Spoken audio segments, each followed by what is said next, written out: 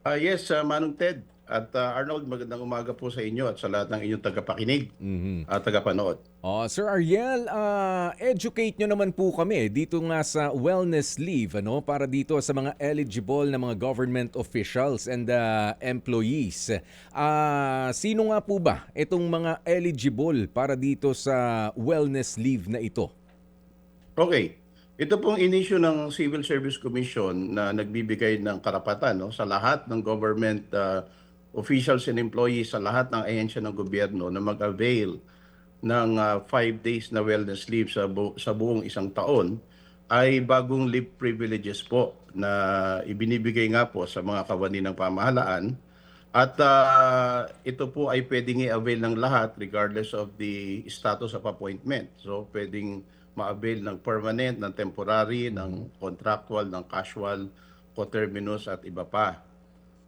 Ito po ay on top of the regular leave privileges, meaning separate po siya, no? So hindi po siya sick leave, hindi rin siya vacation leave, kundi karagdagang leave privileges. Mhm. Ang kaibahan lang po nito, ito po yung klase ng leave privileges na hindi mo pwedeng ipunin at hindi pwedeng i-monetize.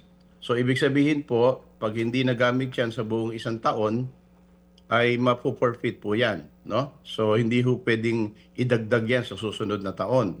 At ito po ay hindi namo-monetize, ibig sabihin hindi katulad ng vacation leave at sick leave na pwede mong i-convert sa Cash. money, ano? Mm. Ito hindi po. Dahil yun nga, dahil ito po ay magiging forfeited pag hindi nagamit, kailangan po talaga magamit ito dahil kapag hindi ginamit, mawawala po Mm. ito. At Sec, ito po ay hindi, okay. although 5 days po ito sa buong isang taon, Mm. yung pag-avail po nito ng tuloy-tuloy hanggang 3 araw lamang, yung consecutive, yung remaining 2 days sa ibang araw na po pwedeng i-avail. So yun Oh. po yung mga salient points nitong Mm. policy natin tungkol sa pag-avail ng wellness leave. Asek, saan po nanggaling na 5 days lang yung gawin na wellness leave sa buong taon? Opo, alam niyo po ang Ah, ito po ay parang ipinantay po doon sa forced leave, no, itinatadhana ng batas. Sa ating pong Executive Order 292 o yung Administrative Code of 1987, meron po dong provision na ang lahat ng empleyado ng gobyerno ay dapat mag-avail ng forced leave na 5 days sa buong isang taon na kapag hindi nila in-avail, ibabawas po yon sa kanilang leave credits. Mhm. Ang kaibahan po nito sa forced leave, yung forced leave po, ibinabawas po yung sa leave credits eh. Pero pareho po siya ng purpose. Ang purpose nun ay para magkaroon ng pagkakataon yung mga government employees na magkaroon ng break, no, from their regular routines, maasikaso nila yung kanilang mental health, yung physical well-being, among others. Kaya lang nga, dahil forced leave po yun, binabawas nga yun sa earned leave credits sa mga empleyado. Okay. So, ito pong wellness leave na pinalabas po ngayon ng komisyon, hindi po ibinabawas sa earned leave credits. Mhm. So, kapag po ito ay in-enjoy, hindi po maaapektuhan kung ano man po, kung gaano man po karami yung leave credits na naipon na, no, ng concerned government official or employee. So sa tanong niyo po saan nanggaling ito, Mhm. nakapattern din po yan doon Okay. sa itinatadhana na po ng Opo. batas. At ito lang po, no, additional na tanong na lang kasi nga pinopromote natin yung mental health, yung physical well-being. Papaano po doon sa mga empleyado na merong psychosocial disability? Halimbawa, hindi baka kulangin para sa kanila yung 5 days? Wala po bang nagtanong noon? Yun nga po, kung halimbawang hindi po sapat yung 5 days at nangangailangan pa sila ng additional na leave, magagamit na po nila yung kanilang mga regular leave Mm. privileges, no? Well, gusto ko lang din pong i-mention na aside from the wellness leave, meron na rin po tayong existing na 3-day leave privileges na matagal na pong na-issue na rin ng Civil Service Commission yon. So pwede na rin pong gamitin yon, no? On Mhm. top of this a new wellness leave, no? So So parang 8. marami naman pong paraan para Ano yung 3D na magkaroon yun? sila ng Ano excuse po from yun? work. Ano po yun, Director? Commissioner. Ano po yun, yung 3-day canon yun na leave? Ano po Leave yun? privileges. Ito po yung SPL na existing na po sa government. special leave privileges. Diyan po pumapasok yung birthday leave, domestic emergency leave, Okay. emergency leave, na again on top of the usual vacation and sick leave privileges. So, Marami klaruhin pala. ko lang para mas malinaw po. Meron po kasi Sige po. ditong nakasulat sa isa pong nabasa po natin na for contract of service, COS, or job order workers, the Civil Service Commission said entitlement to wellness leave will depend on the provisions of their individual contracts and applicable governing issuances. Tama po. Sabi po ninyo kanina, sako po yung job order tsaka yung contract of service. Paano pong ibig sabihin? Manong Ted, Oo. yung pong dinidiscuss ko na entitled dito sa privileges na to ay yung regular government officials and employees. Okay. Unfortunately po, sa kasalukuyang kalagayan ng ating batas, pag sinabi nating regular government officials and employees, hindi po saklaw niyan yung mga job orders at saka contract of service. Okay. Kasi hindi pa rin po sila tinuturing na government employees sa ngayon. Why? Kasi sila po ay nagtatrabaho sa gobyerno by virtue of the contracts Opo. that they signed with the government. Hindi po sila na-issuehan ng appointments, pinapirma po sila sa kontrata. Okay. Kaya po dito sa guidelines, nakalagay po na pwede silang mag-avail nito kung ito po ay mailalagay sa kontrata na kanilang pinirmahan with the agency where they are hired. Ayun. So, Kung ilalagay po doon, pwede po. Opo, klaro po yun. Dito po, yung mga nasa plantilya lamang ng bawat tanggapan ng pamahalaan, lokal man o national?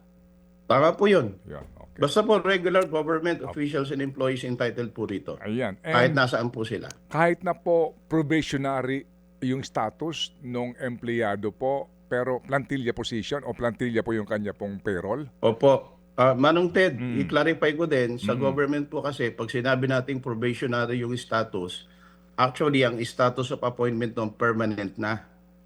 Yun nga lang, yung first 6 months niya ay probationary period. Ayun, okay. Kaya entitled rin po talaga yun. Okay, sige. So ngayon po, para mas malinaw ha, kasi po gagawa kami ng kaparaanan to discuss po naman to sa sitwasyon po ng nasa pribadong kumpanya. Okay. So meron ka ng sick leave, 15 days po ito. Tama po. Sick leave, vacation leave, 15 days po. 15 days din. Okay. Yung mga sinasabi na maternity leave, ano po yun? Hindi po sakop yan. Iba ho yun? Iba po yun. Ang maternity leave po, sa ngayon, 105 na po ito, no? At ito po ay ina-avail ng ating mga kasamahan sa pamahalaan na nanganak, Opo. no? Ng mga nanganak at pinapabayaan po silang mag-leave, no? Ng 105. Tuloy-tuloy po yung sweldo nila without being marked absent Okay. at hindi po binabawas sa kanilang leave credits. Okay. So yung maternity leave po ay tulong naman po ng pamahalaan do sa ating mga manggagawa na mga kababaihan Opo. na of course because of their situation ay kailangan nilang magpahinga at alagaan of course yung kanilang ipinanganak, no? Opo, Kaya hinabaan po yun eh. Okay. So this is on top also of the other leave Okay. privileges. Meron ho bang paternity leave na tinatawag sa gobyerno? Meron din po. Okay. Go ahead, sir. Meron din po, 7 days paternity leave. Ito naman po ay ibinibigay sa mga kalalakihan patungkol po sa kanilang legitimate spouse na nanganak. Ang kaibahan ho sa maternity leave, 7 days lang po ito at ito po ay limited sa 4 deliveries, no, ng legitimate spouse. Okay. Kasi hindi mo po ito pwedeng ma-avail kung hindi mo asawa yung nanganak. Yung sa paternity leave, nasa batas po yan. Okay. Pero yung maternity leave, kahit single ka, kahit may asawa ka, pwede kang mag-maternity leave. Entitled ka po ron.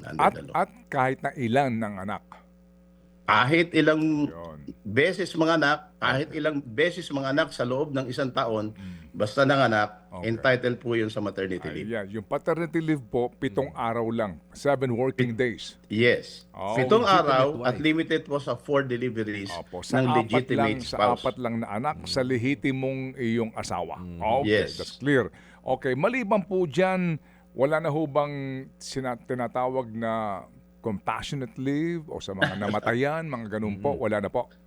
Manang Ted, yung binanggit ko po kanina na special leave privileges, diyan po pumapasok yung ibang klaseng leave na kinakailangan ng isang empleyado for some personal reasons. Kasama po yung namatayan, kasi pwede pong funeral leave yan eh. Pero pag nag-file ka ng leave, hindi mo na kailangang specify na funeral leave. Opo.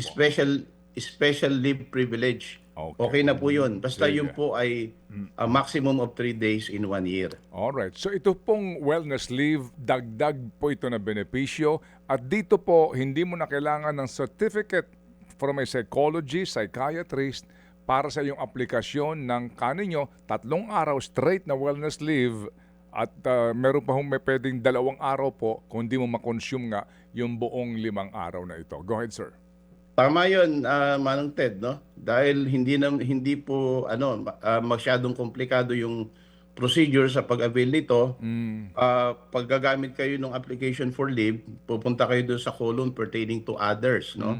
Kasi 'di ba vacation leave, ang nakalagay kasi sa application for leave, vacation leave tsaka sick leave eh. Okay. Tapos others. Opo. Punta ka sa others, ilagay mo wellness leave. Okay. Pwede na po 'yon. Hindi mo na kailangang suportahan 'yan ng medical certificate or kung ano pa mang supporting documents to avail of it. Basta Klaro yan. entitled ka rito. Okay. Pero Limang araw sa loob ng 1 taon. At ang tuloy-tuloy lang hanggang 3 araw. actually, pwede ko pong gamitin din yan kung ako po'y mag-avail ng aking pong leave, no? Vacation leave, dagdagan ko pa ng 3 days, kung meron akong 15 days, 3 days using the wellness leave. Kasi wala naman ditong hinihinging certificate. Dinugtong. Basta gusto ko lang mag-relax eh. Gusto kong kumawala sa stress ng trabaho. Di ba? Pwede yun, ano po? Com. Tama po 'yon. Okay. Tama po 'yon. Wala po kasi inilagay na ganung Yes. prohibition dito. So if the policy does not prohibit, so it's allowed. It's not prohibited. Yan po yun. Kumbaga, dagdag benepisyo po sa mga bagong panahon din, kinoconsider po ng ating pong Civil Service Commission at ng batas na ito, yung pong kalalagayan, pong kalusugan po mental ng ating mga manggagawa. Ito ho, sakop na ito. Klaro na po ito, public school teachers. Tama ano ho? Alright? Tama po, lahat po. Lahat po na nagtatrabaho sa gobyerno. Okay. Pati po, police lahat, no? Sakop po. Basta po nagtatrabaho sa gobyerno, sakop po. Opo. Meron ba, hindi ba kasama dito yung avoiding arrest warrant leave? Wala. Hindi po siya contemplated dito, Manong Ted. Okay. Of course, ang Sorry, purpose nito tatanong ko lang naman. Oo. Baka kasi magamit Di ba? Wala yatang limit yon. Avoiding ICC arrest warrant leave. Hindi ka.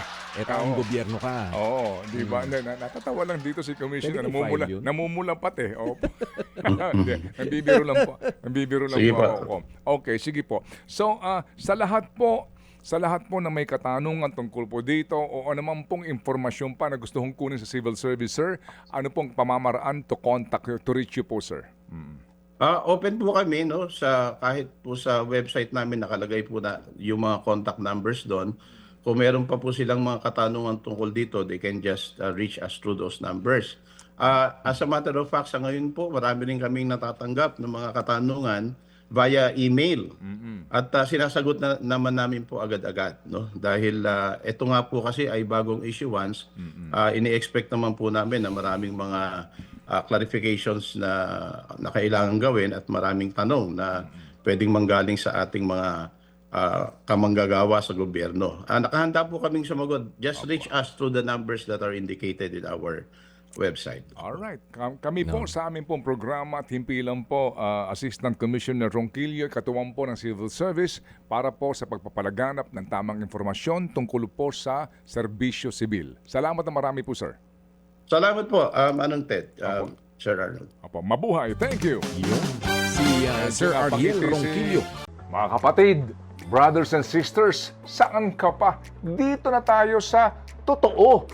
Dito na tayo sa True FM. Mga kapatid, mag-subscribe and follow po kayo sa social media accounts ng True Network PH. Yan po kami, hanapin nyo lang True Network PH, Facebook, Instagram, YouTube, TikTok, and podcast. Mapa Apple or Spotify man yan, mahahanap nyo kami. Lahat ng mga napapanood at napapakinggan nyo po sa programa, nasa social media accounts namin yan. So, paano mga kapatid? See you sa social media! Dito tayo sa Tunay at tapat.